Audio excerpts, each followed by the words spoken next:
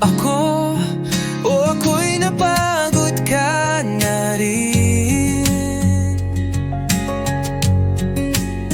Yung mga pangako mo, bakit tila di mo na kayang panindigan? Kung may mali ako, patawad, pero sana di mo ako basta iwan. Mahal mo pa ba ako? Sana oo pa rin ang sagot mo.